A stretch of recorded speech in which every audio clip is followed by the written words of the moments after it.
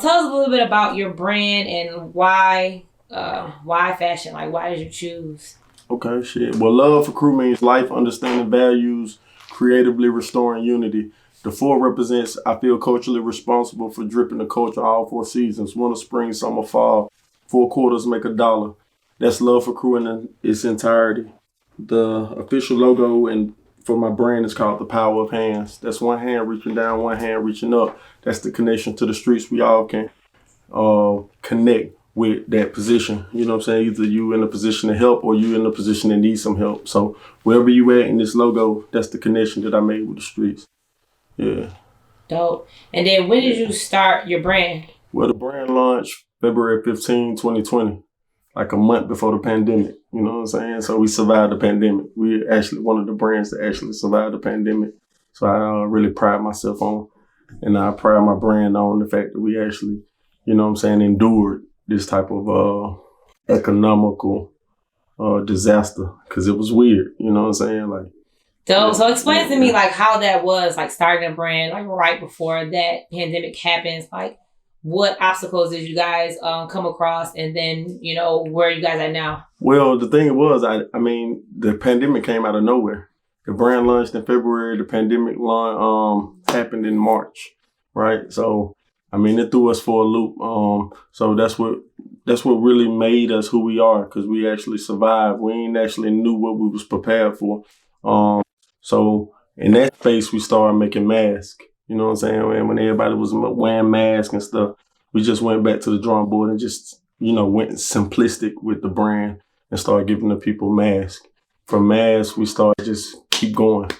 Once the pandemic kind of, lightened up, we was already having sweatsuits, tracksuits, hats. We was already ready to roll. You know what I'm saying? So it was a blessing in disguise, because it really put us in a position where we endured. You know what I'm saying? We had to face some adversity and business adversity earlier on. You know what I'm saying? Mm-hmm. Yeah. Okay. So explain to the people that, may not know how to start a brand or what it actually takes. Give us some insight on like just how to start it and, the things that you had to come across, maybe like the cost that it took to start it up. Like, what does it actually take to start a brand? Well, what it takes initially for us, I would tell anybody, before you get so excited about an idea, make sure you can secure the idea legitimately through litigation. You know what I'm saying? A lot of people run around with logos and names and tags and handles that they can't even use.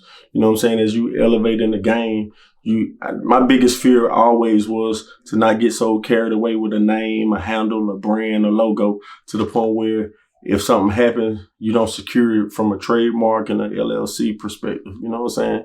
I always try to trademark. Trademark is the highest level of brand security for intellectual property. You know what I'm saying? I would tell anybody, before you get carried away with an idea, make sure you get a lawyer. Make sure you can legitimize that idea. You know what I'm saying? Because you'll be surprised how many people that think just like you. You know what I'm saying? That has the same scheme, same brand, same logo, same handle, somewhere in a whole nother part of the world. You know what I'm saying? So before I get carried away, I would suggest anybody to just get with a lawyer and try to secure your name and your brand through a trademark. Yeah. Okay. And then speaking of logos and branding, how did you come up with the font for your brand? Like, is that the font for the brand that you have on your hat? Yeah. How did you come up with like that particular font, and then who created your logo? I created everything. I'm a creative director because I come from a background of music, so I'm an artist by nature. So my artistry is a reflection of what the brand has. That's why aesthetically it feels and it looks so hip hop, because I am hip hop, and I understand that hip hop and fashion go hand in hand. So as far as the font of the brand, I just knew that I wanted to be bold and in your face. As far as the power of the hands concerned, I just knew when I locked in, I always, even as a youngster, I always been in a position to give. You know what I'm saying? I don't know what it is about my life that I always was in a position to give back. Even as a youngster, I was taking care of old heads. Old heads would come to me and ask me for bill money and shit like that. So I always been in a position of understanding the power of giving. You know what I'm saying? I'm just now coming into manifestation of actually receiving. I'm struggling with actually receiving. because I've been giving so long that now people have been trying to actually give me my flowers, and I have a hard time accepting it because that's just how heavy I've been as far as giving, and been in the opportunity to bless people. You know what I'm saying? So, yeah. Okay. Yeah. So, has your brand, you said as far as giving, have you did anything, like any events where you did anything with the brand as far as giving, or just more so? No. Right now, I ain't giving nothing. I'm trying to get my flowers. You know what I'm saying? I hear that. I ain't in no space where I'm trying to give nothing. You know what I'm saying? But free game to the youngsters and to the youth and inspire. You know what I'm saying? That's what I'm trying to do. As far as me giving, I ain't done no coat drives, no nothing. This ain't that type of brand. I don't want to try to condition my brand to have this position where I'm so focused on giving back that I'm not actually receiving. Mm-hmm. So this is a brand that's actually trying to make something. You know what I'm saying? Then once I make something and elevate my game and actually get everything that I've given back, then I can circle back around and give more. Because I have a tendency to over-deliver. You know what I'm saying? So I can't, I understand the culture.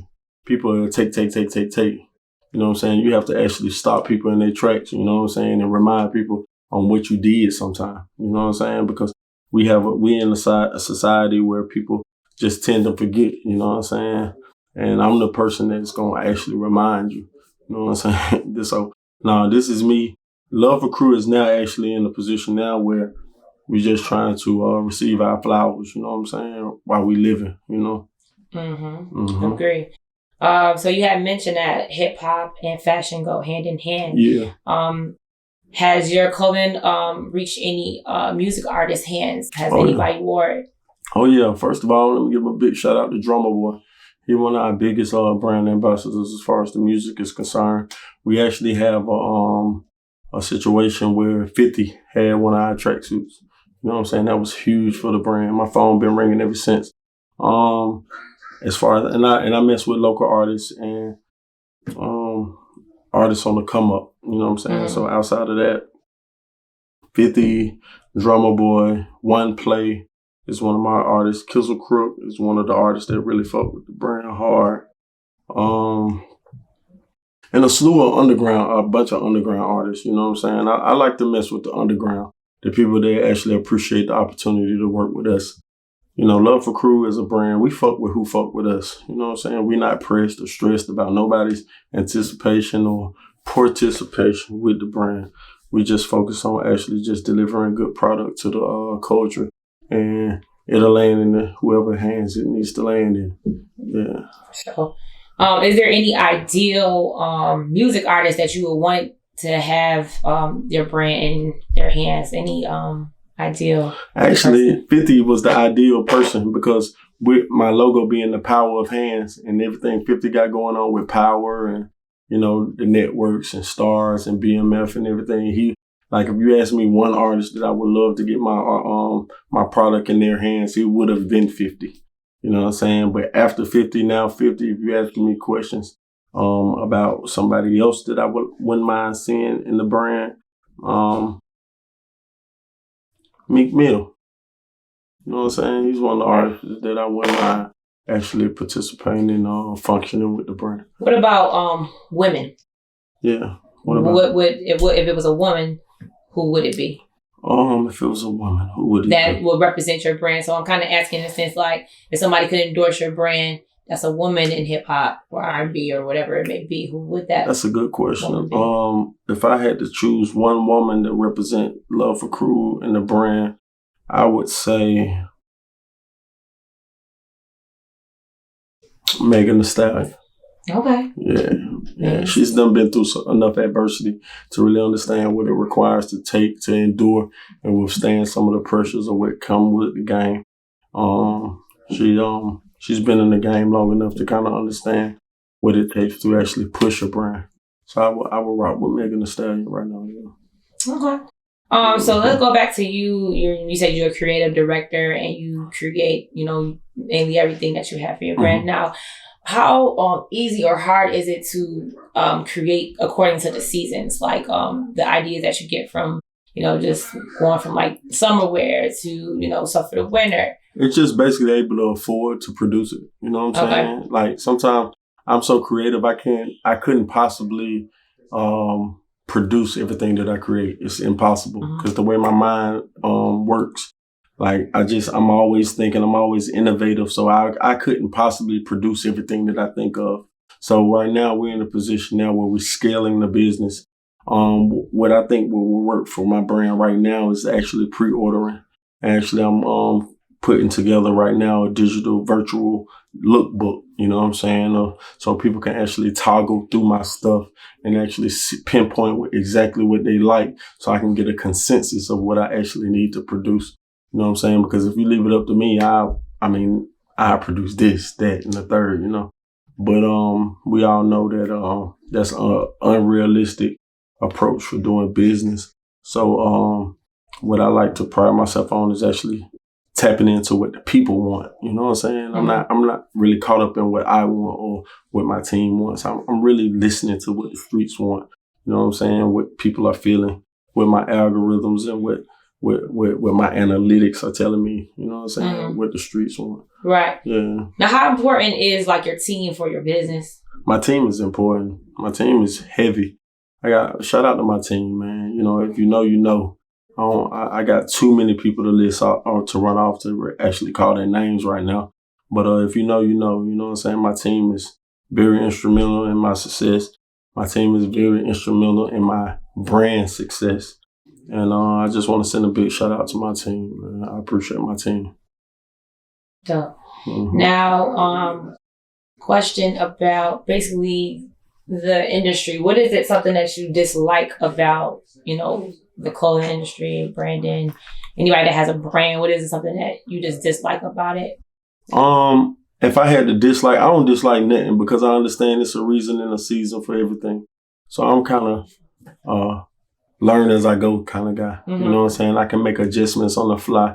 So, and I understand that we live in a microwave industry, whether it's a what have you done for me lately society. You know what I'm saying? So I really don't hold people creatively responsible for some of the stuff that comes up across. Like when Balenciaga had their little fiasco, nothing about that makes me want to burn my Balenciagas. You know what I'm saying? I'm not that invested into what Balenciaga got going on.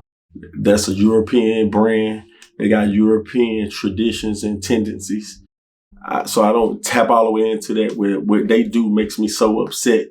Now, what Gucci got going on as far as the blackface and the blatant disrespect to my culture. Now, I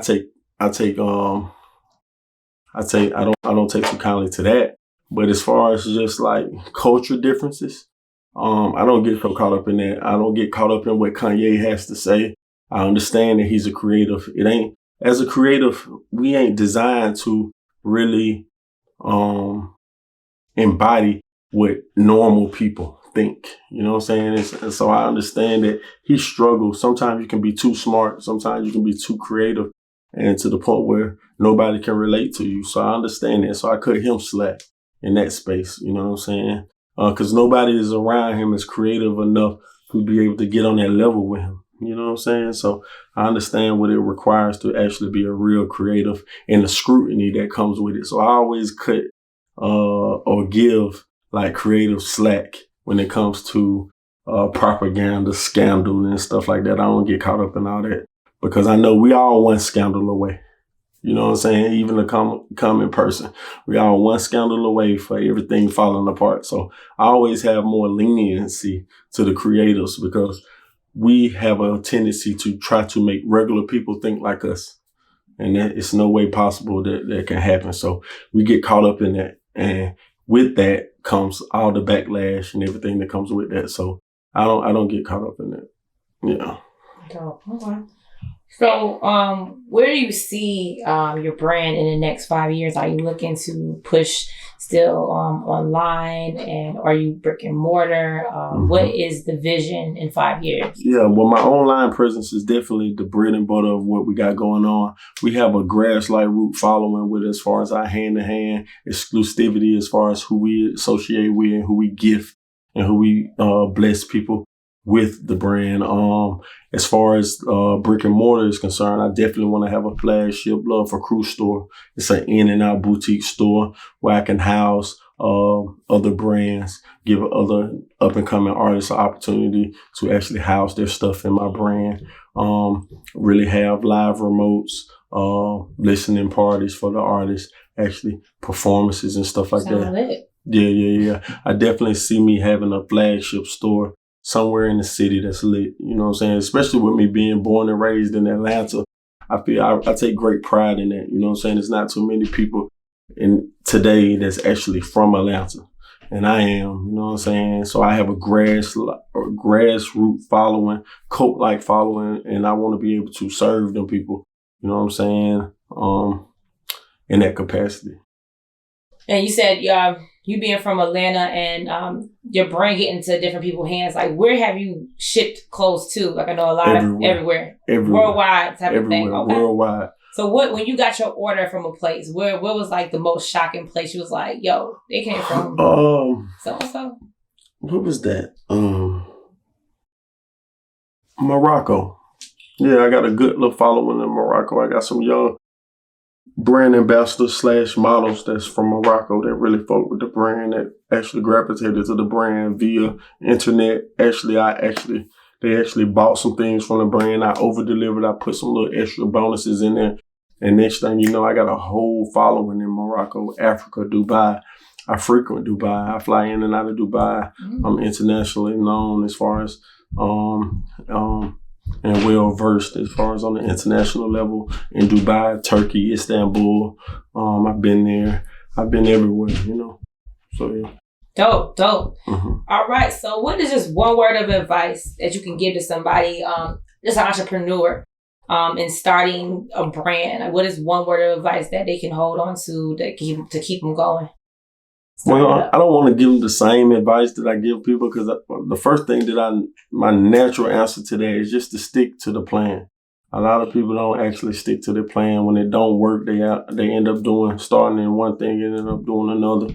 So I've said that before in different platforms and different podcasts. So if I gave them something fresh, how I feel today, man, stop killing each other, man. You know what I'm saying? Like, y'all killing all the greats, you know what I'm saying? All the people that can inspire the culture. I mean, all the young black men that has potential, they're getting their life snatched and took, you know what I'm saying? So I would just advise people to just put the guns down, you know what I'm saying?